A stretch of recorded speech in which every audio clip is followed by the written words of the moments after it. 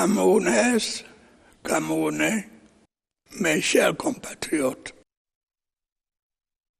vous comprendrez, j'en suis sûr, que je commence ce message traditionnel en vous parlant de l'irruption sur notre planète de la pandémie du coronavirus. À cet égard, l'année 2020 restera certainement dans les mémoires comme une année sombre, marquée par des centaines de milliers de morts à travers le monde. Comme la quasi-totalité des pays, le Cameroun a été touché, peut-être moins gravement que d'autres États. Malgré nos efforts, le Covid-19 a endeuillé de nombreuses familles et provoqué de graves difficultés dans le fonctionnement de notre économie et de notre société. J'ai saisi cette occasion pour saluer de nouveau le dévouement de nos médecins, infirmiers et de façon générale de notre personnel de santé, grâce auquel de nombreuses vies ont pu être sauvées et continuent de l'être. Il est peut-être trop tôt pour essayer de tirer les leçons de ce douloureux épisode qui d'ailleurs se poursuit. Est-il nécessaire de rappeler que l'actuelle pandémie n'est pas la première et que l'histoire nous a appris que des épidémies ont anéanti des populations entières. La plus récente s'étant déclarée au lendemain de la Première Guerre mondiale.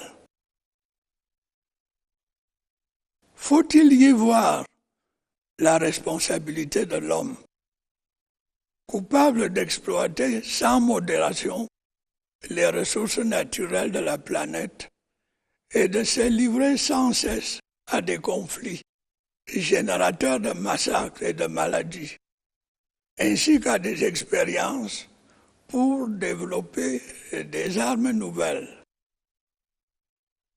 La question doit, je crois, être posée. Et quelle que soit la réponse, c'est le mérite de notre époque d'avoir clairement soulevé le problème de la relation entre l'homme et son milieu naturel. C'était, me semble-t-il, l'objectif de la conférence de Paris sur le réchauffement climatique, dont les recommandations restent d'actualité. Quoi qu'il en soit, nous ne devons pas pour autant dormir sur nos lauriers. J'ai personnellement constaté que la plupart de nos concitoyens ne respectent plus les mesures de protection édictées par le gouvernement. Au moment où, partout ailleurs, l'on constate une deuxième vague de l'épidémie, couplée à l'apparition d'une nouvelle souche du virus plus contagieuse, je vous exhorte de nouveau à porter vos masques, à vous laver régulièrement les mains et à faire appel à un médecin ou à tout autre personnel de santé au cas où des symptômes apparaissent. C'est le seul moyen de préserver les vies et de freiner la propagation du virus.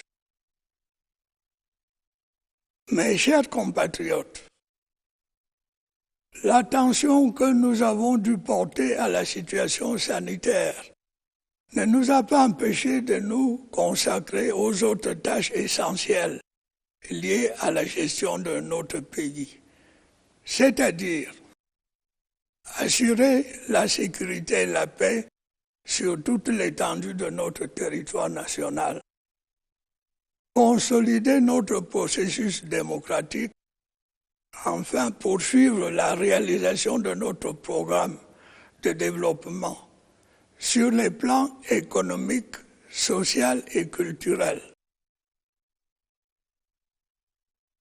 Depuis quelques années, notre pays fait face à des menaces venant de l'extérieur, notamment à notre frontière orientale et dans la partie septentrionale de notre territoire.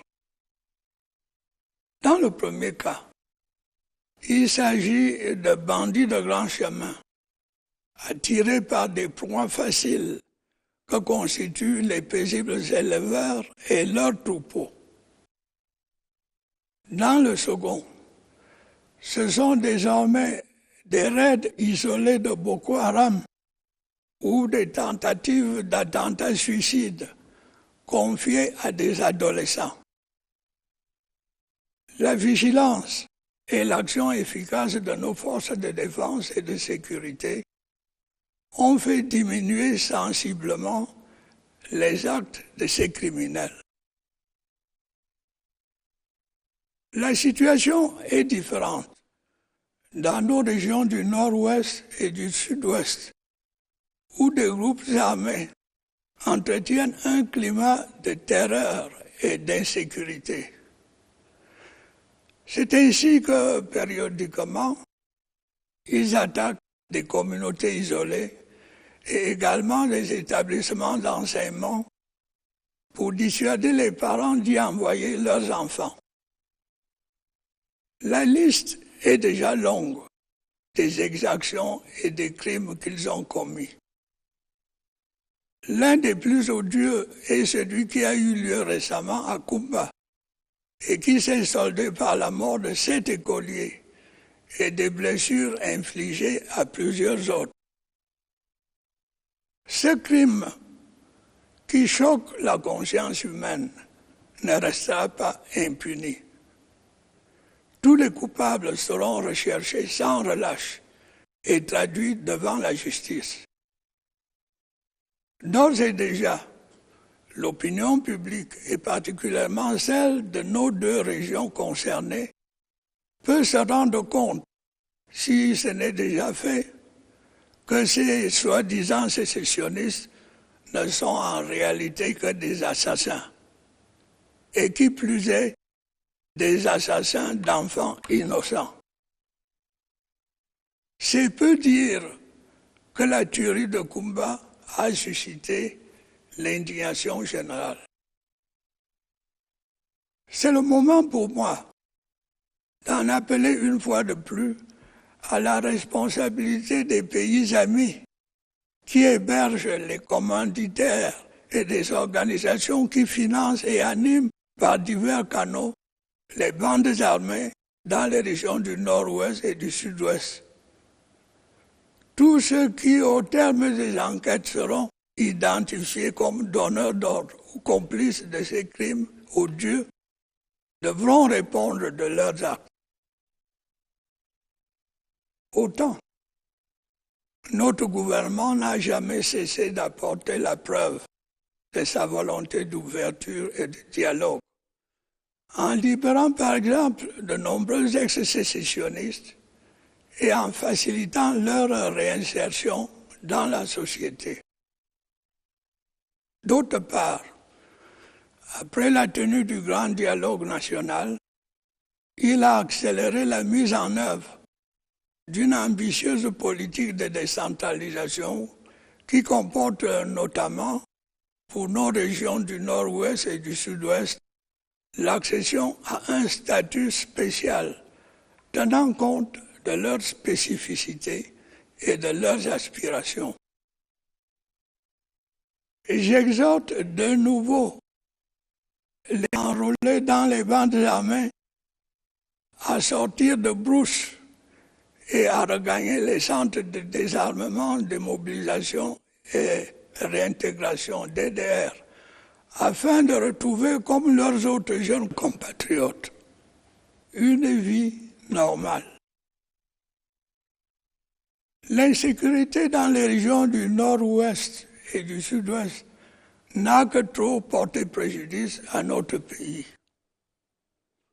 Notre démocratie permet l'expression pacifique de toutes les opinions, mais dans le respect des lois et règlements. Sinon, la paix et la stabilité seraient menacées.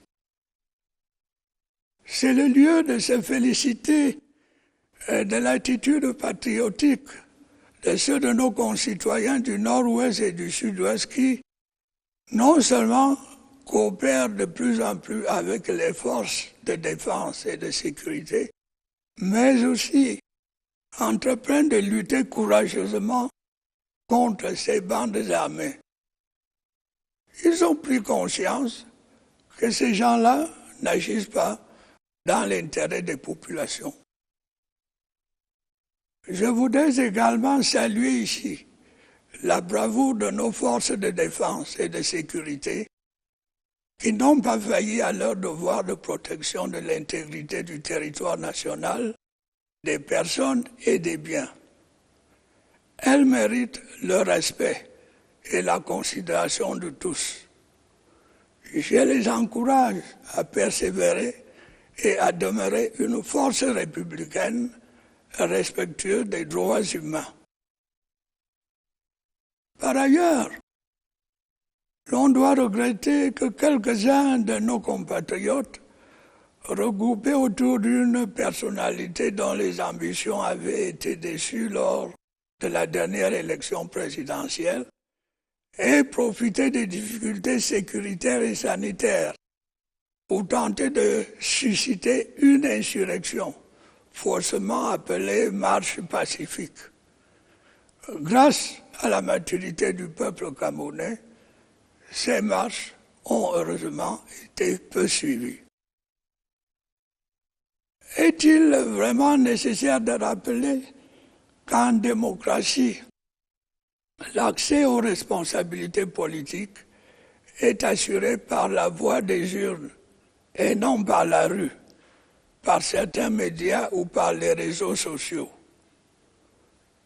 C'est précisément le cas au Cameroun, où le processus démocratique se déroule selon les dispositions de notre Constitution et selon les règles fixées par nos lois. La période récente en a donné un bon exemple. En mars 2018, le mandat des sénateurs est renouvelé. En octobre 2018, le chef de l'État est élu avec une très large majorité. En février 2020, des élections législatives ont lieu, assurant au gouvernement une majorité confortable à l'Assemblée nationale. À la même date, les élections municipales mettent fin au système de délégués du gouvernement dans les grandes villes, désormais géré par des maires élus. En décembre 2020, les élections régionales viennent de compléter les dispositions prévues dans le processus de décentralisation.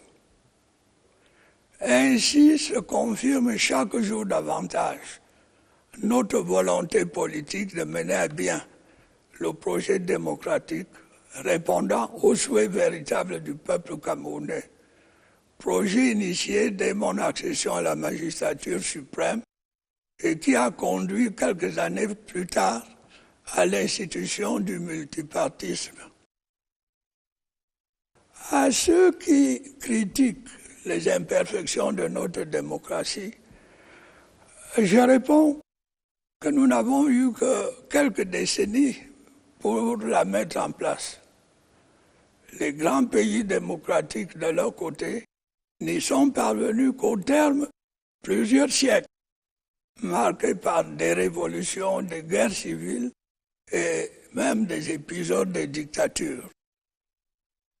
Pour ma part, je suis bien conscient de tout ce qui reste à faire, mais j'ai la conviction que nous sommes sur la bonne voie et que bientôt nous pourrons tous être fiers de nos avancées démocratiques.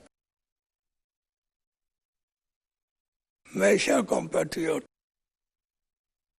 il faut bien reconnaître que le contexte international notamment la pandémie du coronavirus et la baisse de la croissance mondiale, n'a pas facilité la bonne tenue de nos finances publiques et de notre économie au cours de l'année qui s'achève.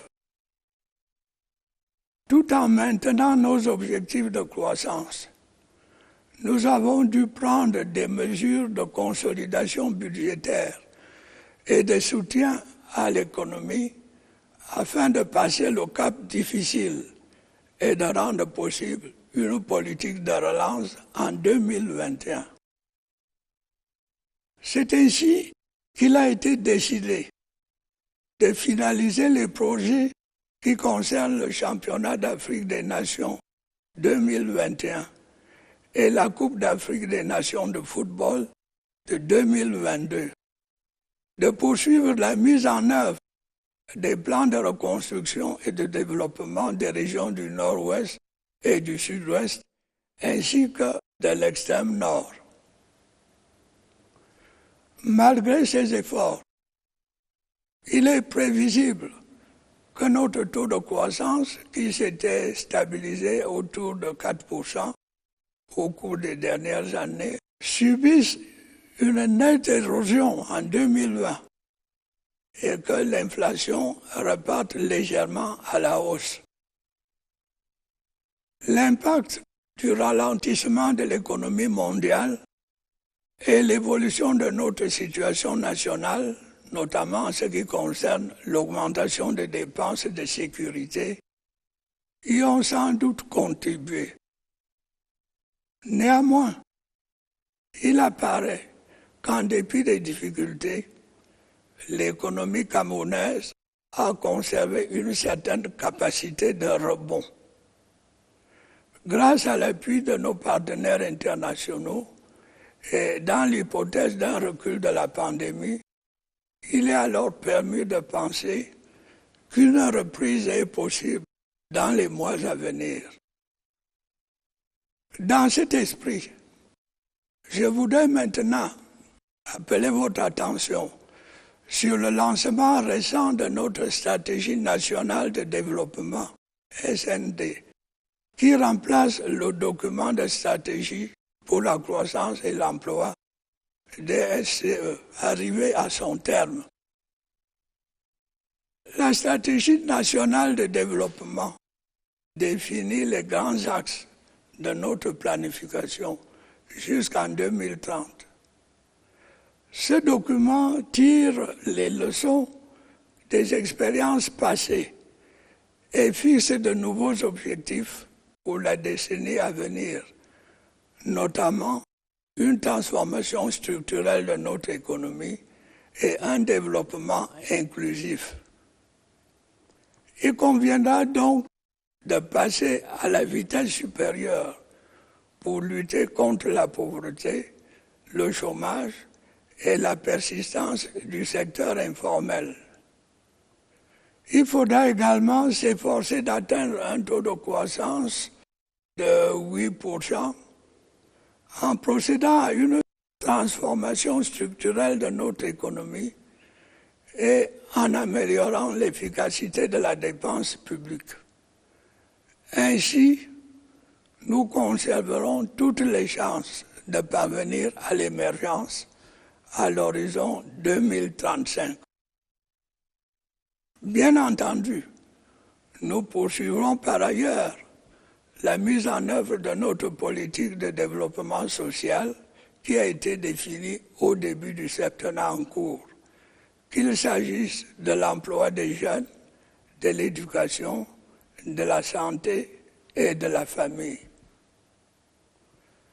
Telles sont, mes chers compatriotes, les grandes lignes de l'action que, malgré les difficultés, le gouvernement s'est employé à mettre en œuvre au cours des derniers mois et qu'il va poursuivre dans les prochaines années.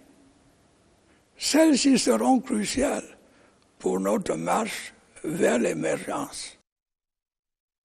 J'ai la conviction que nous pourrons atteindre nos objectifs à condition que nous acceptions de faire les efforts nécessaires et d'entreprendre les réformes indispensables.